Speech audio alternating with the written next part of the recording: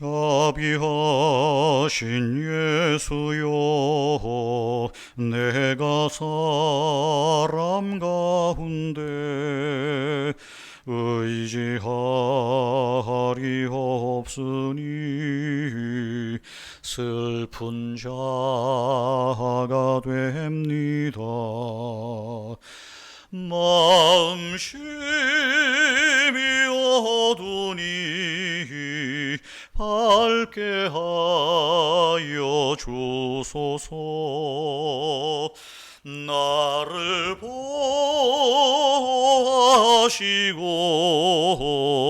항상 인도하소서.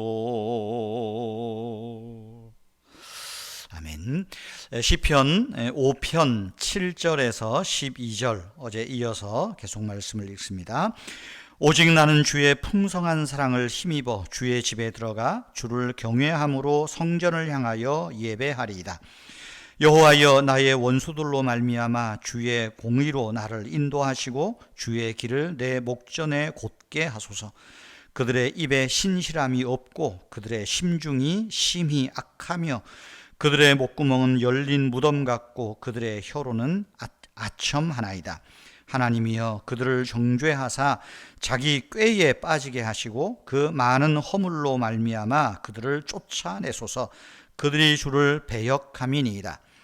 그러나 주께 피하는 모든 사람은 다 기뻐하며 주의 보호로 말미암아 영원히 기뻐 외치고 주의 이름을 사랑하는 자들은 주를 즐거워하리이다.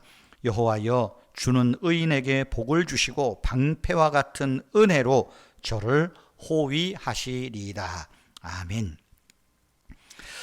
성도 여러분, 우리가 어려움에 직면하고 예상치 못한 곤란함에 처할 때 눈물과 한숨만 나옵니다. 뭐라고 기도할지 막막합니다. 다윗은 상한 마음을 헤아려 주시기를 하나님께 기도하였습니다. 그렇게 기도하면서 다윗은 하나님의 거룩하신 성품들을 기억했습니다. 4절 5절이 그런 말씀이죠. 하나님은 어떤 분이십니까? 하나님은 거룩하십니다. 하나님은 악하고 교만한 자를 대적하시는 분이십니다. 다윗은 곤란한 중에 상한 마음을 가지고 그 하나님의 성품을 기억하며 기도했던 것입니다. 그런데 문제가 있습니다. 우리가 이렇게 저렇게 기도하고 하나님의 성품들을 깊이 묵상하지만 하나님의 응답이 쉽게 오지 않는다는 현실입니다.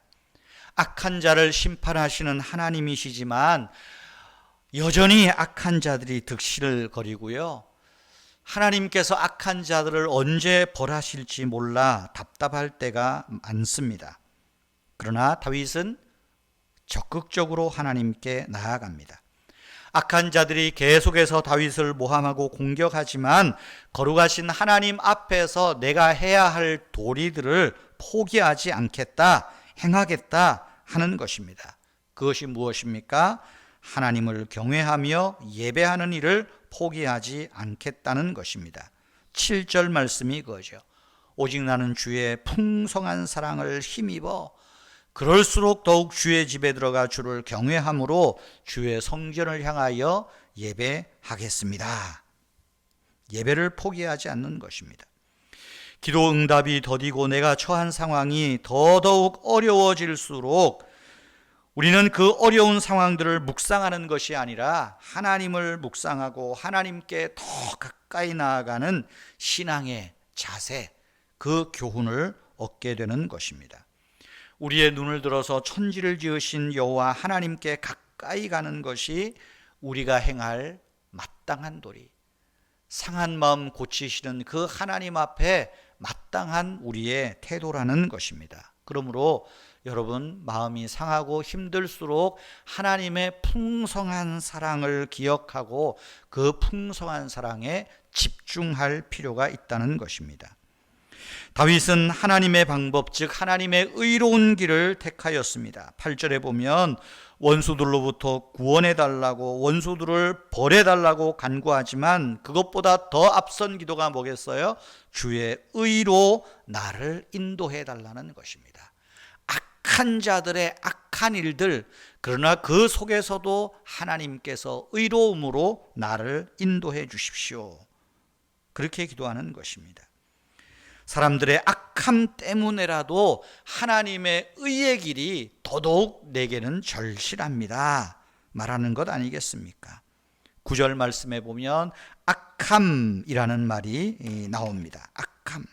그들의 입에는 신실함이 없고 그들의 심중은 심히 악하다.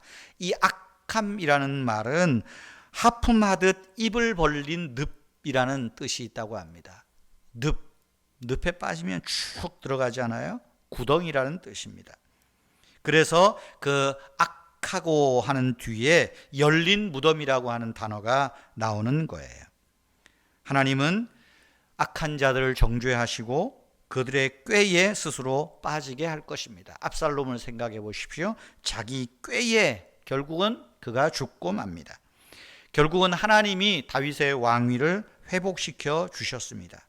마찬가지로 하나님은 저와 여러분들이 당하는 모든 어려움 한가운데서도 의의 길을 열어주시고 곧은 길을 내셔서 저와 여러분들을 승리의 길로 인도하시고 이끄시는 분임을 믿으시기를 바랍니다.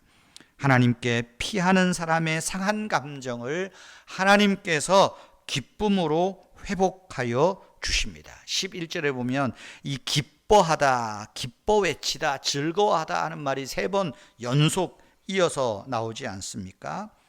의의 길로 인도함을 받는 자에게 복을 주시고 은혜로 그를 호위하실 것을 우리가 믿고 있기 때문입니다. 여러분, 우리 신자들의 기쁨은 주님을 의뢰하고 주님을 사랑하는 것에서부터 나옵니다. 외부에서 오는 기쁨이 아니라 우리의 내면에서 위로부터 하나님으로부터 오는 기쁨입니다. 성도 여러분, 다윗처럼 하나님을 부르십시오. 하나님께서 우리의 심정을 헤아려 주실 것입니다. 여호와여, 내 심사를, 내 심정을 헤아려 주십시오. 이 기도가 필요한 것입니다. 그럴 때 하나님은 우리의 상한 마음을 위로하시고 우리를 안아주시고 우리를 평안의 길로 호위하여 주님 앞으로 인도하실 것입니다. 이 은혜가 우리 모두에게 함께하기를 바랍니다. 의로우신 주 하나님, 사방을 에워싼 적대적인 세력으로부터 나를 지켜주시옵소서. 다른 이들이 저지르는 악을 보고 화가 치밀 때마다 내 죄를 떠올리게 됩니다.